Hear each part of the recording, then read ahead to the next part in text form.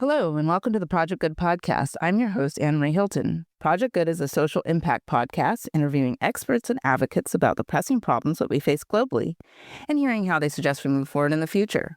The Project Good podcast is brought to you by Project Good Work. The goal of this podcast is to inspire people and organizations to develop a mindset that can move others to positive action regarding the complex social issues facing people and the planet. For June, we're discussing prison reform. California's prison system has a long and complicated history.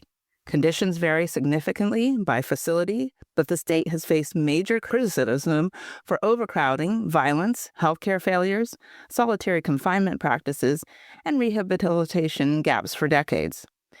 California has reduced overcrowding through sentencing reforms, transfers, early release programs, but prisons still struggle with staffing shortages, violence, drug trafficking, and aging infrastructure. Today, I have the pleasure of interviewing Keith Wattley, the founder and executive director of Uncommon Law, who received his degree in psychology from Indiana University and his law degree from Santa Clara University School of Law. He has been advocating for the rights of people in prison and on parole for 25 years. Prior to launching Uncommon Law in 2006, Keith was a staff attorney at Prison Law Office, a nonprofit law firm in Berkeley. At Uncommon Law, he has focused on helping people transform their lives and demonstrate to the parole board that they can safely be released from their life sentences. He is also engaged in impact litigation and individual cases involving lawful prison and parole conditions. He has trained hundreds of lawyers, law students, and others in advocating for the rights of incarcerated people. Let's get into the interview.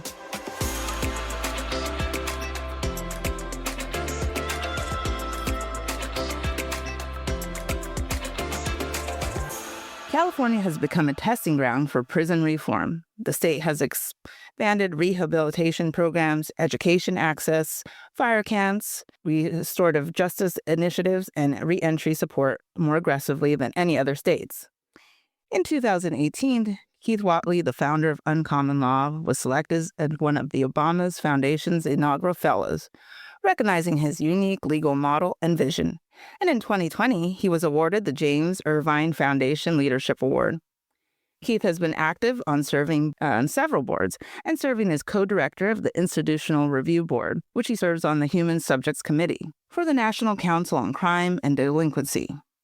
He was also a member of the founding board of directors of the Prison University Project, San Quentin's college program, and a member of the board of directors for legal services for prisoners with children. Keith currently teaches a course called California Prisons and Discretionary Parole at UC Berkeley School of Law, where he also supervises the post-conviction advocacy project. Welcome, Keith Wattley. Thank you, Annmarie. That's quite an introduction. I appreciate the opportunity to join you. Yes, it is, but you've been doing a lot. So before we get into the interview, I always try to understand each human being and how they became who they are, because I believe it shapes what they do and the work they do. So my first question to you is, what drew you into criminal justice reform work? In some ways, I kind of backed into it, I think, or moved to the side into it. I don't know.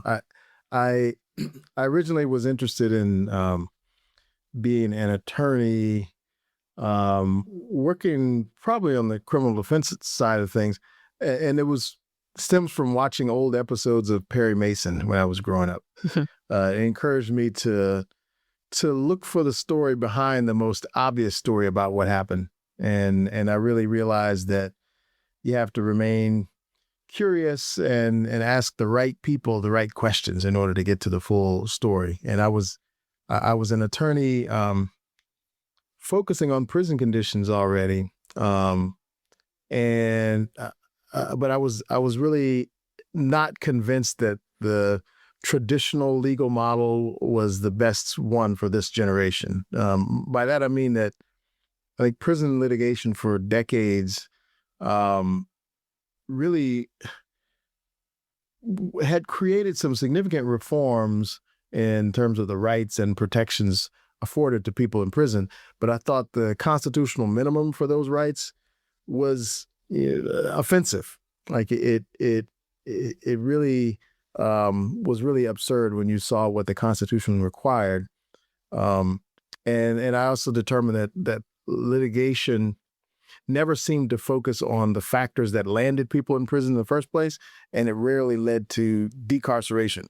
And I started on common law because I saw a need for a new model of legal representation and advocacy that involves more of a partnership between lawyer and client, and more agency on the part of clients who may have never fully understood or told their own stories. And from that model, it became clear that so many of the failings of our social safety net can be traced to our historical decisions to choose cruelty over care or to choose harm over healing. And those choices have really caused immeasurable harm to our families, our communities.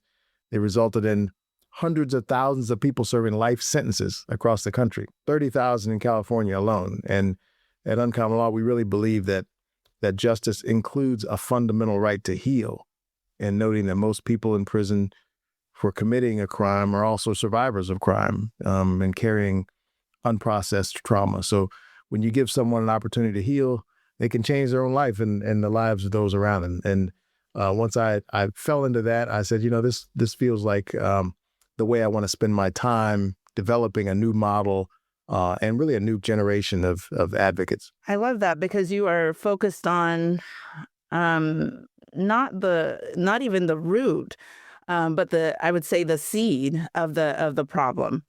Mm-hmm. And, and a lot of times that I'm putting an analogy, of course, to a plant, because it's easy for people to visualize. Yeah. But a lot of times, when it comes to just the legal system in general, and it's understandable why it happens, but people are just, working on the surface. Right? We just go through the process, you do the paperwork. Okay, this happens. So, these are our options. You can do A, B, or C. You do the paperwork. You have to wait in what I call kind of the assembly line. Yeah. That's how I picture it, right? Like, That's I'm right. just, as I'm visualizing it. And yes, because it is, quote unquote, a legal system. So we want this, a process for things. But we forget that we are dealing with humans. Yeah. Yeah. That's exactly right. And I mean, that goes to what you're describing. Really, it goes to the kind of the ritualistic way in which we remove people from society. Like it's a criminal legal system, but it's a system to take people away. And it has all these ways that we remove people's names and give them a number instead. We remove their clothes, give them a uniform. We call them inmate or convict or prisoner or something like that. These labels that limit who they can be. And so in a lot of our work, this community is really intentional about shifting even the labeling and really rejecting labels and just using people first languages. For example, an inmate by definition can only be locked in somewhere, whereas a person who's incarcerated is a person first with all the possibilities that remained.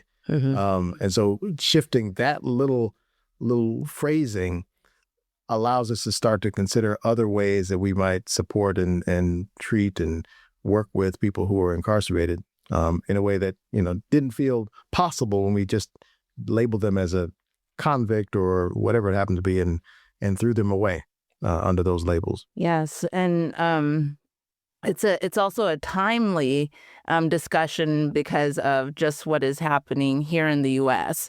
But not only just here in the U.S., though, it's a bigger conversation, even from a global aspect of why we have these issues in the first place. So it all is like there's I guess you would say, a ripple effect, right? And that ripple effect is, I would say, what we are dealing with That's the real issue, is that we didn't take care of the initial start. And so then the ripple kept getting bigger and bigger and bigger. And now we are in a crisis, I'll say a crisis reflective mode, right? Because now everybody's like, well, how did we get there? Whose fault is it? Right? Because that's what everybody wants to say. Well, whose fault is it? But it isn't anyone's fault. Is we didn't do the work that we needed to at the levels. For instance, since we are dealing with persons and humans, probably at the childhood level. Yeah, with very few exceptions, that's right. I think and this is really why our work has evolved the way it has. When I first started working with people in prison, it was focused. I was focused really on, representing one client at a time and helping them navigate this really difficult process that required a lot of introspection, a lot of vulnerability, to demonstrate to a parole board that they could be safely released after, decades inside. And what I think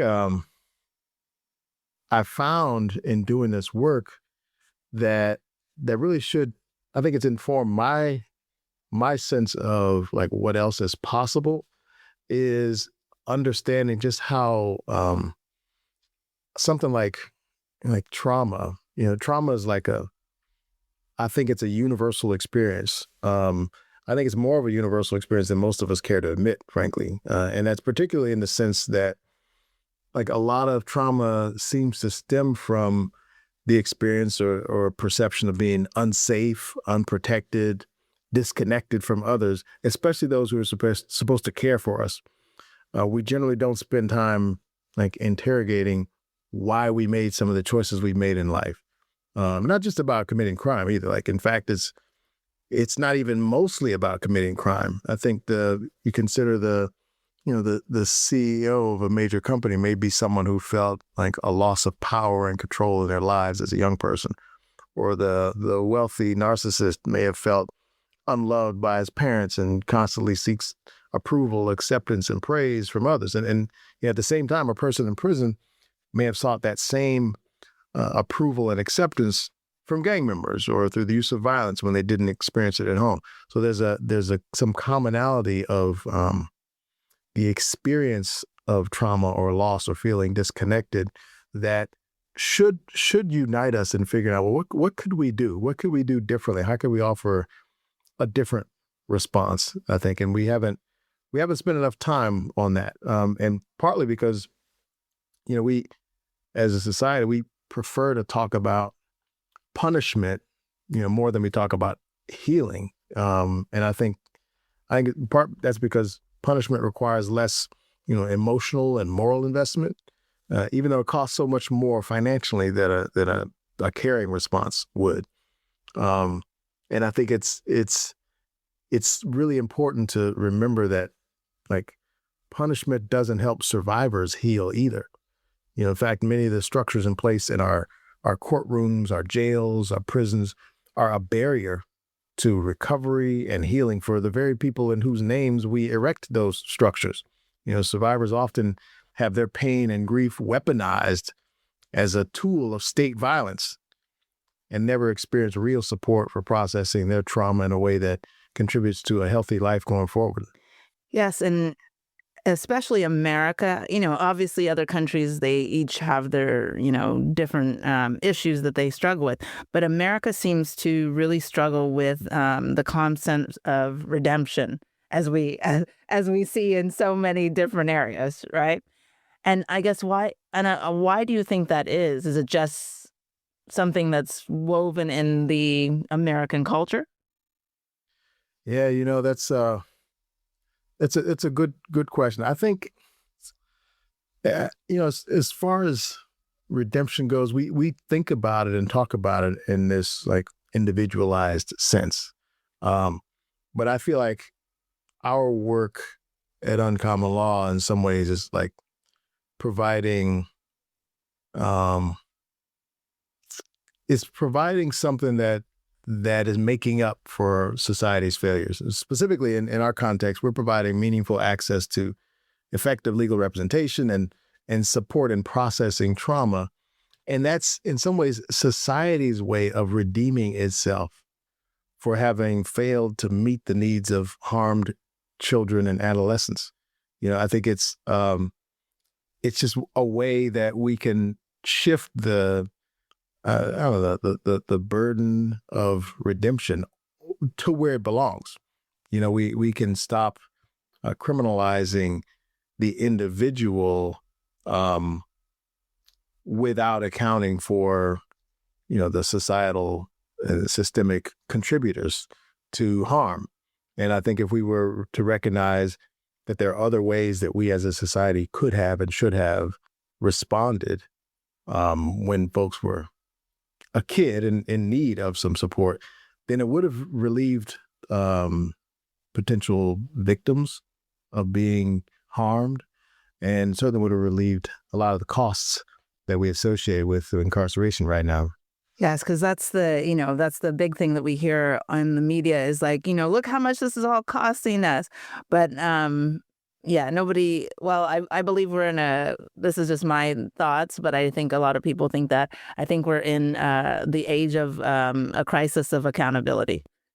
Yeah, yeah, absolutely. Absolutely. Accountability. I mean, that's true. We talk about accountability when we talk about prisons, but prisons aren't about accountability. They're about punishment.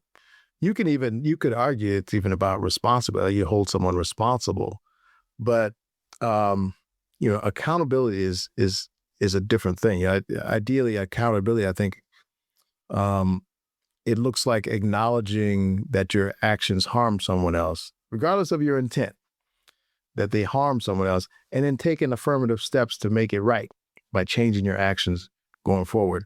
We can see many, many examples outside of prison of people refusing to be accountable for their actions and for the harm that they're causing on a daily basis. Those people aren't in prison, and they're certainly not accountable. Whereas I've also seen people who are incarcerated choose to be accountable. And I think I'm using that phrase intentionally because I think we have to affirmatively choose to be accountable to something, some community, some group,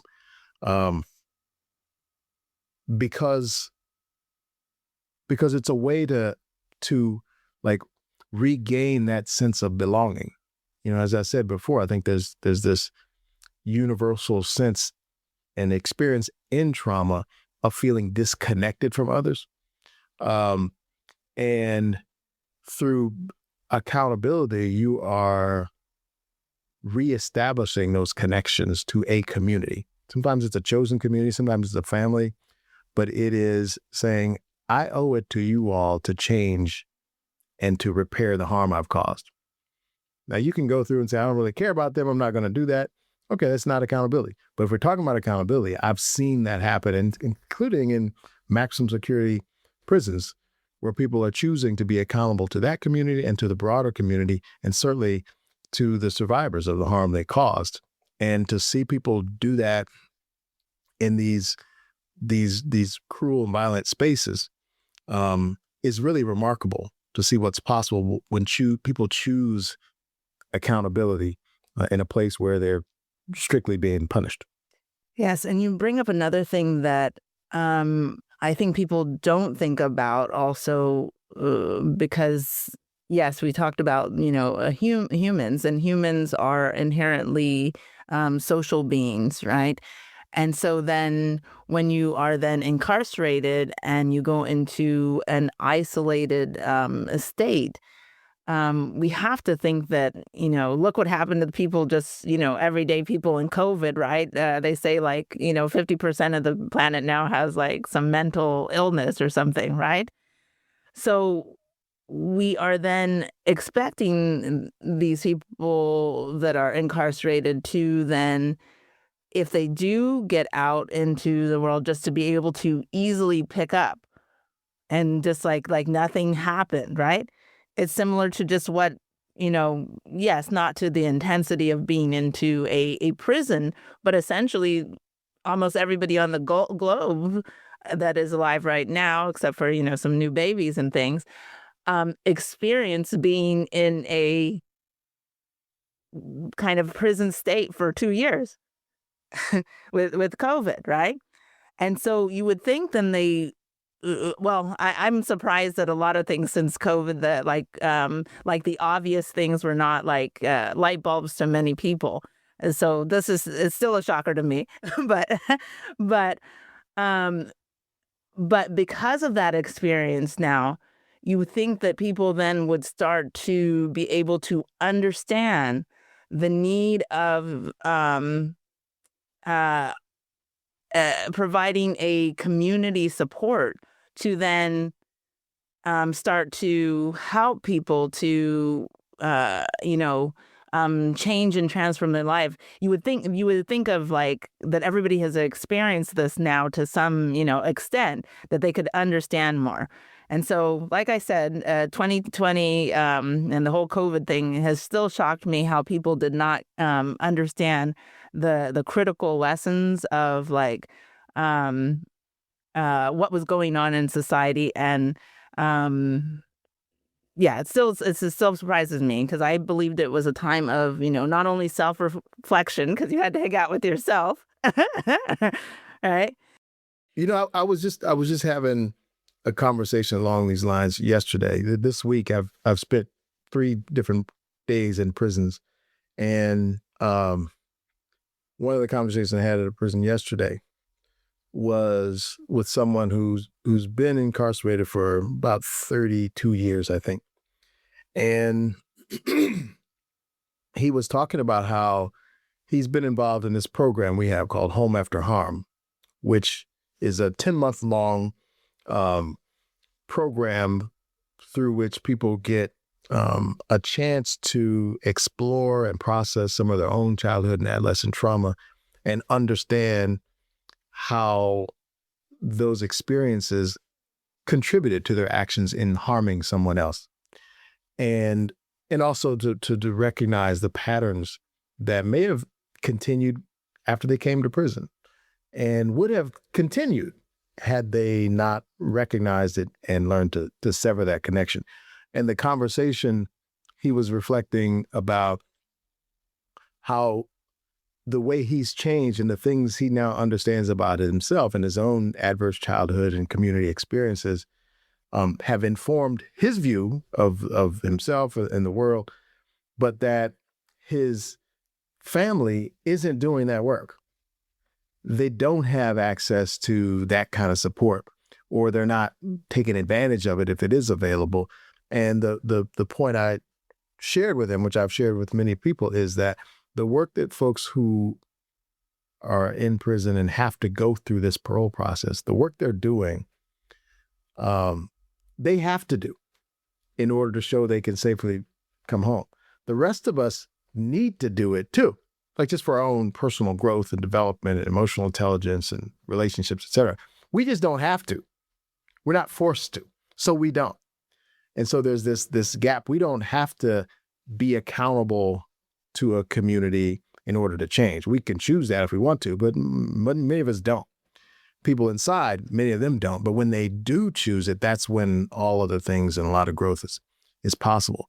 But the benefits of understanding the factors that contributed to your decisions, your associations, your actions, et cetera, the benefit is powerful and life-changing. Just most of us don't feel like we need to engage in that. Yes, I believe it's the hardest work is like, taking a good look at yourself in the mirror. Yes. Yeah. One of the other things that I've noticed, and it's, well documented, is that a good percentage of the population in prisons tend to be minorities. I think leading Black or Latino. And so there's always the question about, obviously there's, I guess, always racism involved to some extent. And then, and then there's a plethora of things that I've read, like, why is that? And I guess, do you find that, I guess, the obvious levels are there, but do you find that this trauma then extends in a different way, not just like maybe you had abuse in a home, but sometimes maybe people are just being, I guess, for lack of terms, hunted down?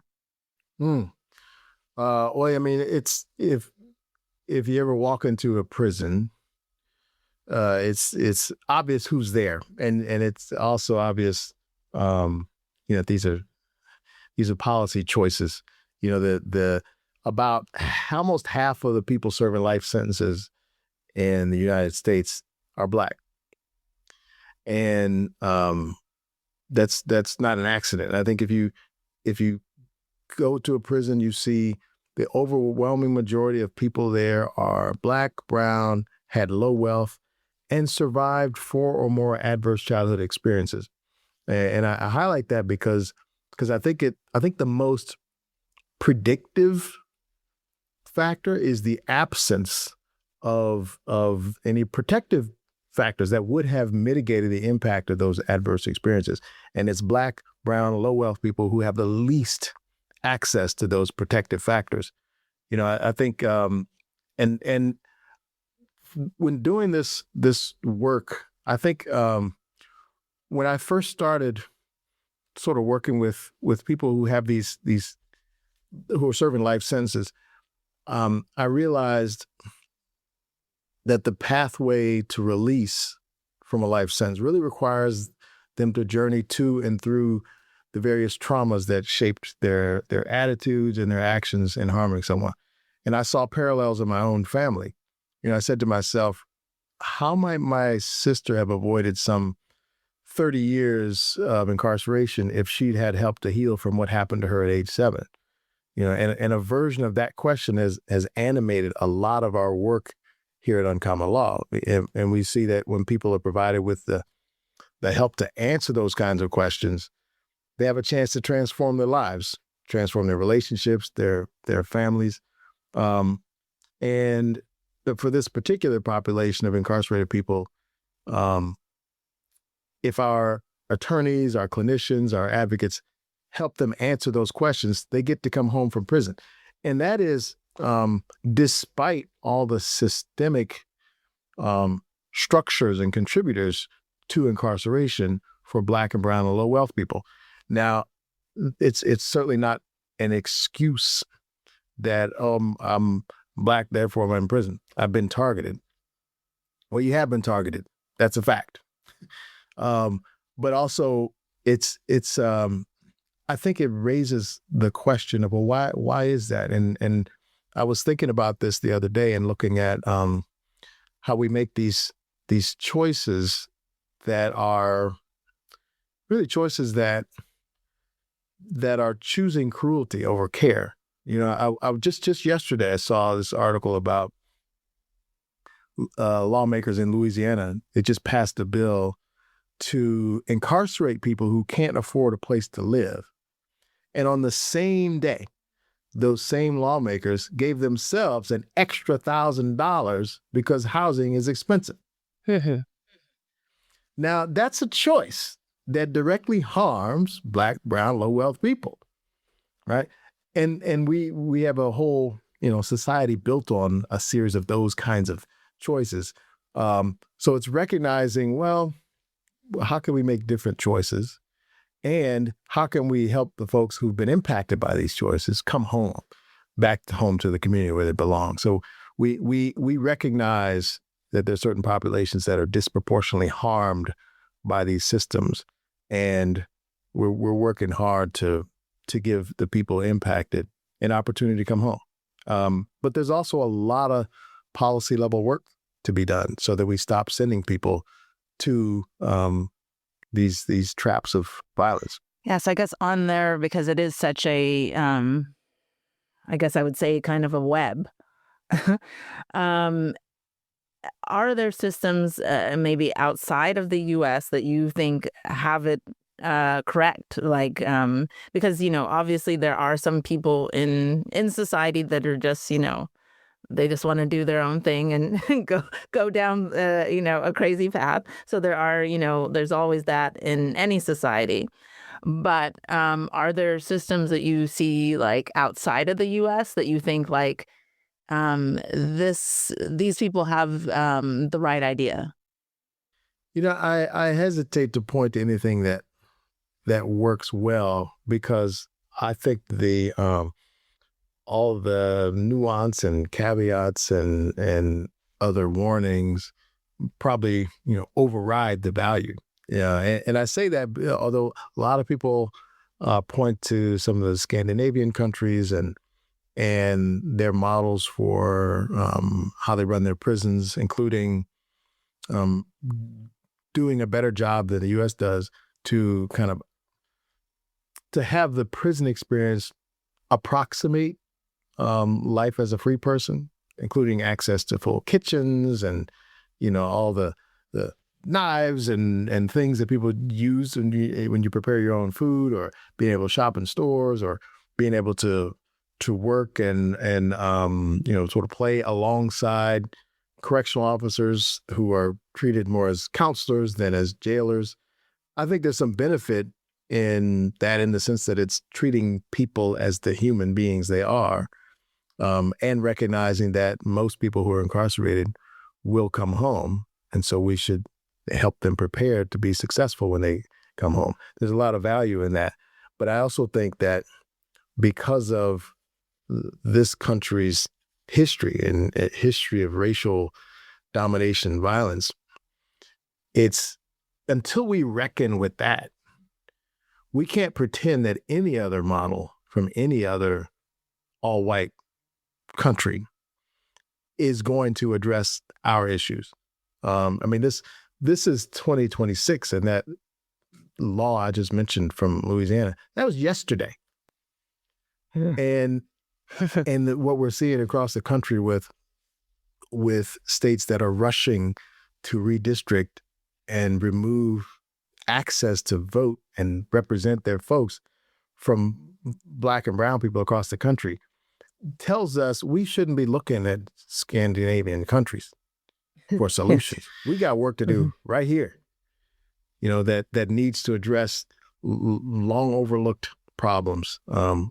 Even in California, which sometimes likes to think of itself as a progressive state, we are seeing the potential rollback of a lot of reforms that we didn't take them for granted because they were hard earned, but we thought we were on a path. Yet now we're seeing some bills that threaten to undermine some of that success, based not on evidence, but on false rhetoric and sensationalized cases. And so as long as we're allowing that to dictate outcomes of legislative debates and elections, we don't need to look anywhere else.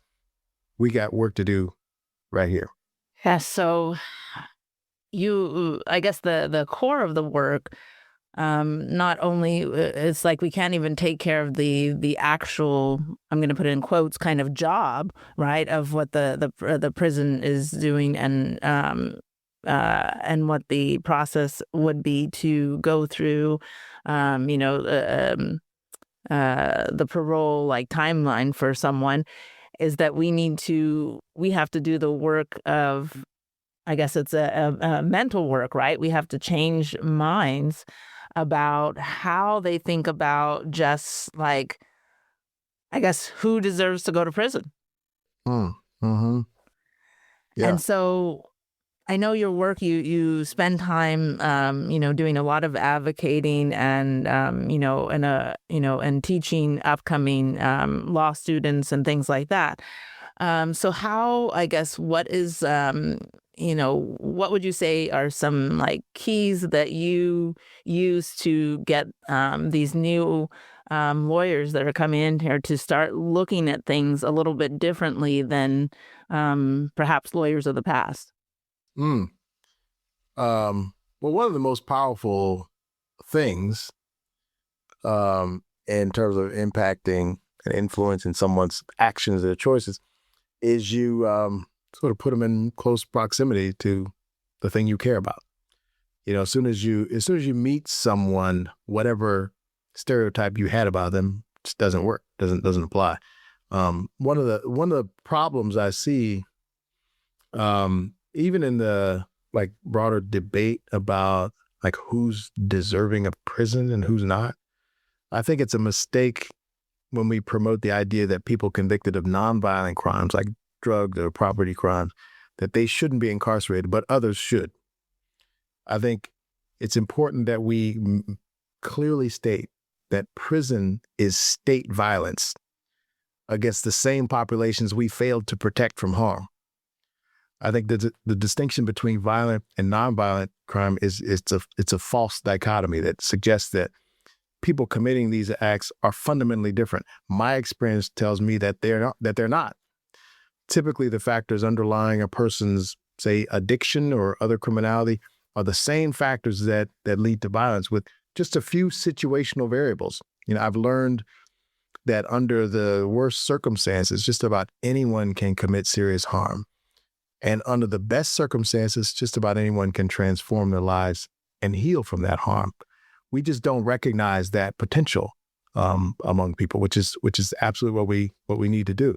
And I think that if we recognize that potential, it shifts so many of the things that we do, so many of the sort of the policies that we pass, and I think that there's so much more we could do if we were to imagine a different response. We think about when I look at what I see happen with someone who spent decades in prison, for example, and how they transform themselves and their lives. A lot of it involves recognizing and committing to unlearning so many of the behaviors and attitudes that help them survive in these violent spaces that we've created. It looks like a person being willing to peel back some of the layers of like emotional and physical protection that they've been wearing for decades, and trusting that this renewed vulnerability won't be exploited and won't lead to further harm. And I think when people are able to do that and create these new, like, supportive and healthy communities inside prison, they can establish a pathway home. And that's something that should be available to everybody, regardless of why they're in prison. Everyone has that potential to engage in that work, change their lives, and come home safely. And we shouldn't pretend that some folks shouldn't have that opportunity because of their identity or because of the nature of their crime. And so our work with people who are learning about this process, or people who are law students or other attorneys working in other areas, is to help them see the people behind the process, the people who are impacted inside. And once they see and connect with them, they say, you know what, this is this looks like a group that needs a chance. And the parole process is like it's an entry point for a lot of people.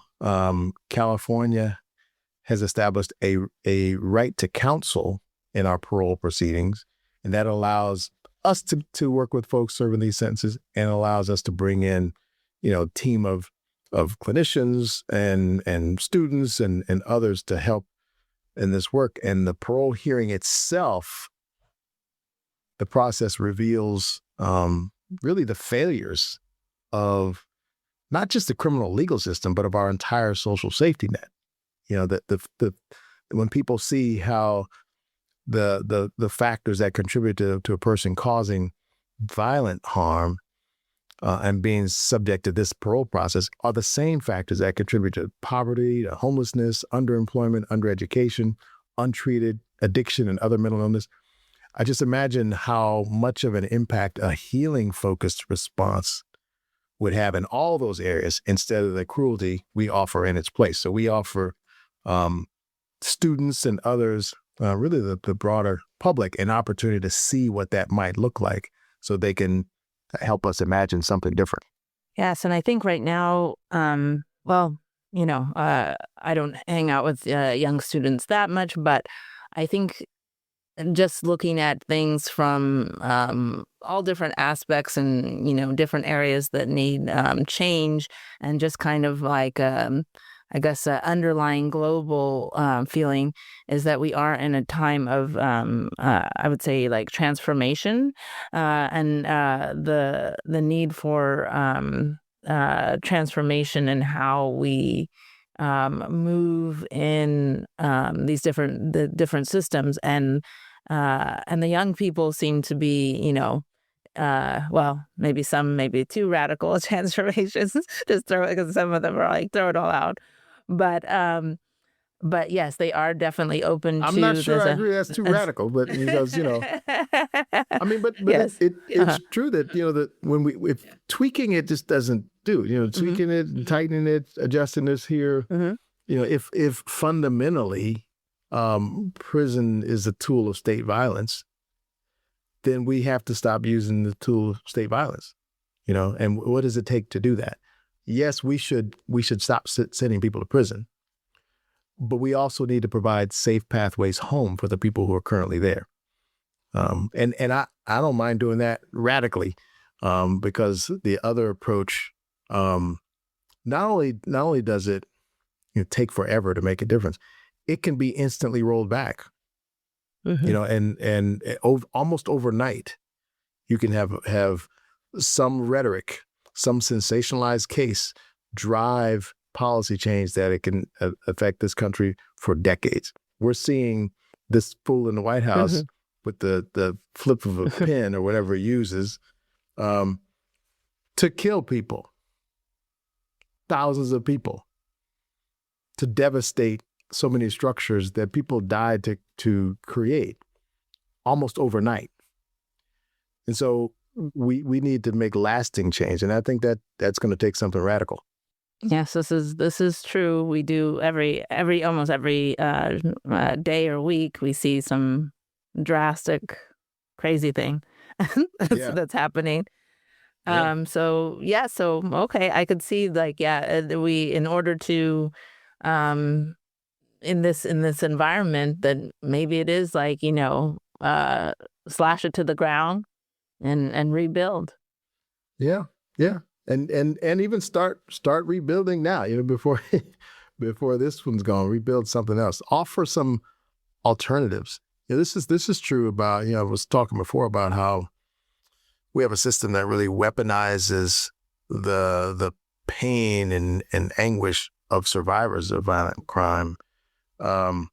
We could start offering real support for healing of those same survivors. We could just invest in that, and it would immediately make less necessary these prison structures we create. Because most survivors, and there's more and more research about this now, would prefer alternatives to incarceration if it led to healing, and if it led to real accountability, and if it led to no one else being harmed by that person.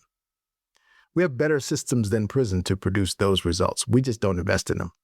And do you think we don't invest in them? This might be, but it's the obvious question to ask. Do you think we don't invest in them because it doesn't make the money that we want? Or well, I think that's part of it. That's certainly a big part of it. But also, it requires us to question most of what we have been investing in for decades.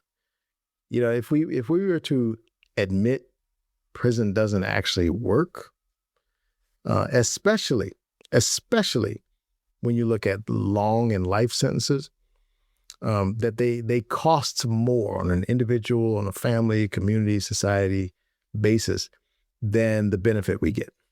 That's one of those like inconvenient truths, because it doesn't fit in our narrative of we need to find a way to punish people for longer to deter crime, even though all the evidence says it doesn't deter crime. But we need to say that. We need to appoint parole commissioners to be the decision maker, the gatekeeper, to determine whether someone can safely be released, to predict whether they're likely to commit violence after they've been in prison for 20 or 25 years. The fact is, they can't do that. We just feel like we need to pretend that they can because it makes us feel safer, more comfortable. It's just not real. But we have to be willing to grapple with the reality that you can't predict violence after 20, 25 years in prison, except for the fact that they've been in prison for 20, 25 years, and that their violence risk has reduced as much as it's going to. And more to the point, that violence risk, there's less than 1% chance that they would reoffend violently. That's been true for decades. We just don't know how to deal with that fact because it doesn't fit into the narrative of, no, we need a decision maker to decide whether they've safely, changed their life and can safely be released, et cetera. It's just not real. I didn't realize it was that low. Yeah. I mean, it's consistently been people released from life sentences have among the lowest recidivism rates of anyone released from prison. Typically, someone released from a sentence of, say, 3 or 5 years, within 3 or 5 years of being released, about 60 to 65% of them are reincarcerated.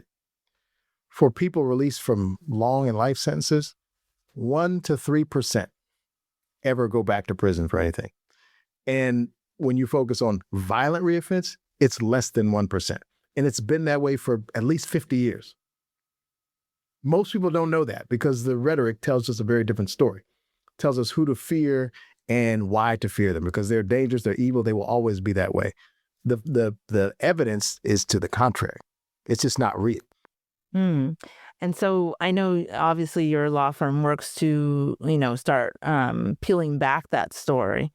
But I guess what are some ways, I guess, that we can start getting the truth out? Because to me, the truth is being covered for multiple reasons. Because when I was doing my research, the amount of money that prisons are making for, different groups is astronomical. Yeah. Right. And people don't realize that because from the surface, right, most people, in their everyday are not thinking about prisoners.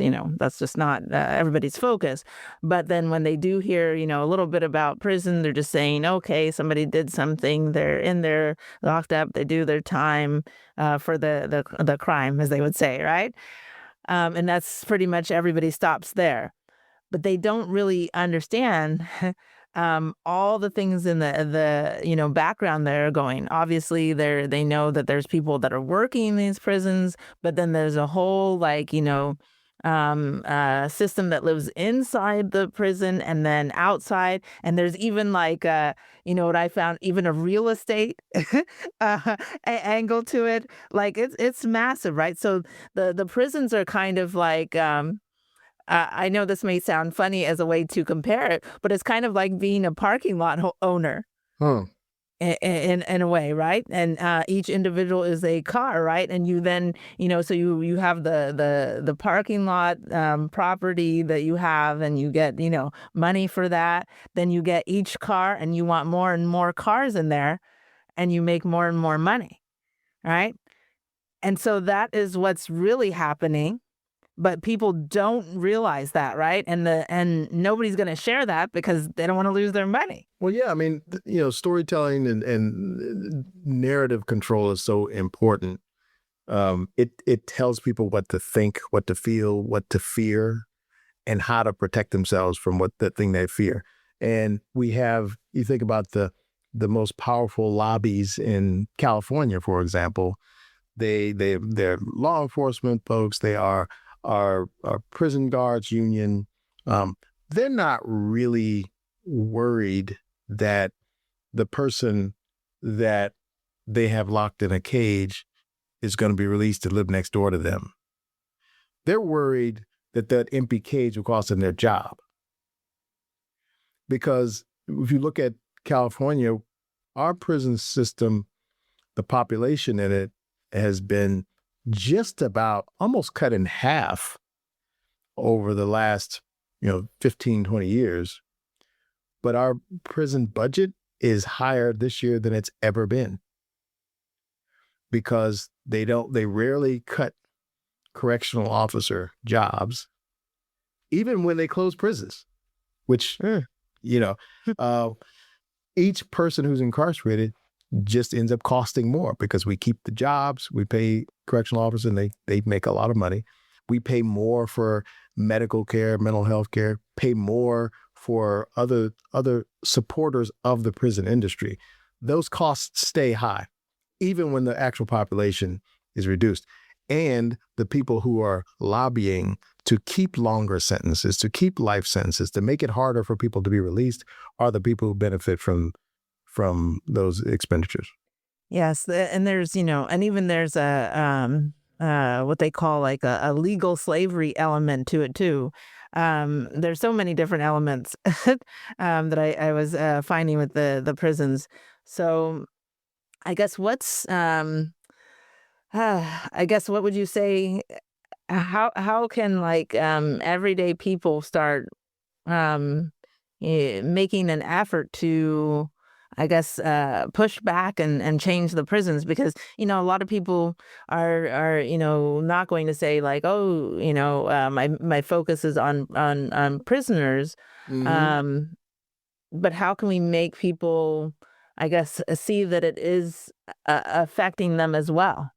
Yeah, this idea that really is starting to inform a lot of our practices and communications around here is something that has grown from recognizing all these intersections of the different ways in which our clients and the community of which we're a part have been impacted by society's failures, the failures of the social safety net. And this conclusion we come to is that a fundamental right to heal should animate all of our policy conversations and decisions because it provides real relief to survivors and perpetrators of harm. It also provides, a meaningful response to issues like, like homelessness, underemployment, education challenges, limited access to health care, including mental health care. If we took a healing-focused response to those areas, we would do most things we do now differently. And so it's a broader conversation than what happens to people who are in prison. But if you look at what happened to the people before they went to prison, you find this universal experience of feeling harmed, not just physically, but in the sense of being disconnected from, pushed away, alienated by a society that was supposed to care for them. The people who've experienced that across all these different areas, if we recognize the fundamental right to healing for them, then our policies would look very, very differently. And it's not even about prison. It can't be just about prison because most people don't care about or understand prison, but people do understand and care about trauma. They care about harm to children and adolescents, and they care about a potential for healing from that harm. That's what we believe. I like that in not only the healing, but then it made me also think about the real problem, the problem that's tying everything together is community. Mm-hmm. And people can really understand community, and especially in this time now, because people feel, even though we're, more connected as ever with technology, we're more disconnected than ever at the same time as well. And so that idea because we're using the technology yeah. to sow division. Yeah, yes, indeed. Rather than community and togetherness, it's to create the others that we target and we fear and we punish and we fight wars against, rather than support and care for and heal with. Yes, and indeed. And so the time factor is like people have to, I guess, like the old saying is like, wear another person's shoes. Mm-hmm.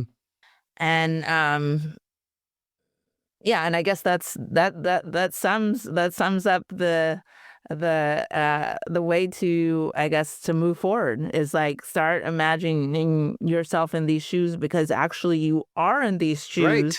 because you, as another human, have experienced some kind of trauma. Maybe it wasn't like, somebody got murdered in front of you, but you've experienced, the parent that, no matter whatever you did, it was never good enough.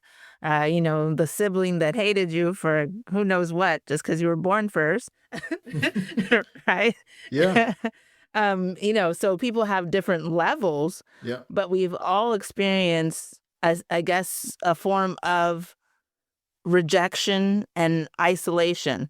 And then for these people that have experienced, similar traumas, now we even put them into the further feeling of that. And then we expect them to come out okay. Yeah. And we further emphasize that experience you had was your fault because you're a bad person, but whereas other folks don't have that story about it told to them and about them. Yeah. So we just have to change how we see, I guess not only prisons, but we just see that we essentially are all prisoners. Yeah. How we see people, how we see Yeah. people, because Yes. none of us got here totally free of any influence from childhood or adolescent experiences. None of us, but we pretend some of us did. Like, oh, I'm really special. I'm really smart. I work really hard. That's why. Okay, maybe those things might be true, but some of the motivation for you working hard in this way might have to relate to, feel like you need to prove something. I can't say for sure, but often that's what it is. Feeling like I need to prove something in order to be accepted, in order to be loved, in order to be a part of that thing that I, have historically felt not a part of. We can, if we're really honest with ourselves, most of us can identify one or more of those kinds of experiences that we can, if we connect the dots, we can see, oh, that's why I started to do this thing. That's why I talk this way. That's why I work this way. That's why I do this particular thing in this way. So it takes some introspection and also some humility, and and not pretending that we've done everything on our own, but recognizing we are a part of a community that has a lot of shared experiences and an opportunity for shared healing as well. Yes. And so my final question to you is more of a general one, because I think after our discussion, it calls for action. And so I guess I'm sure you have your idea of your marching orders that you want for uncommon law to be taking for 2026, and I'm sure you watch elections closely and all of these different things. I guess where do you? I know it's maybe there's I'll call this a pageant question, because it's like, where do you see, I guess, America heading to around this issue?